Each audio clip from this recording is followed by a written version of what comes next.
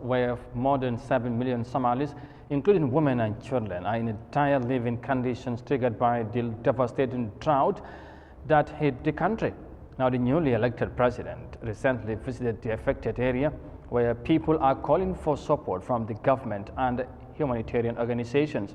The UN humanitarian agency warns that the situation could be more severe if remedial measures are not put in place.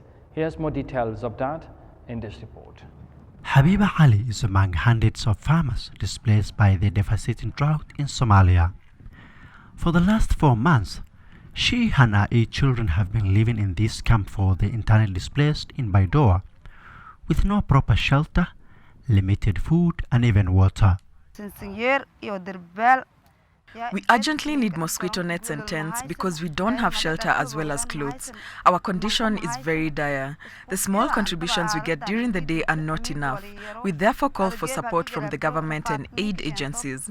The situation is the same across the camp, with the women and children being the most affected.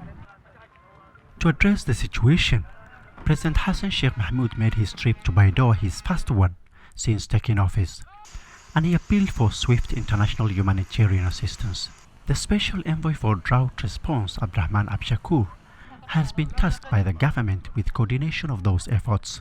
Baidoa is the mostly where the people who are mostly affected come and arrived recently, closer to the half of those who are displaced from drought are here in Baidoa. So Baidoa is more important than other places, and that's why we are here today, come as the first field visit to in Baidoa, and we call international community to double their effort and support Somali people in this difficult time.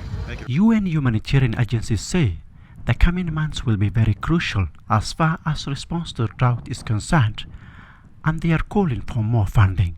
7.1 million people are going to be affected by this drought situation before the end of this year.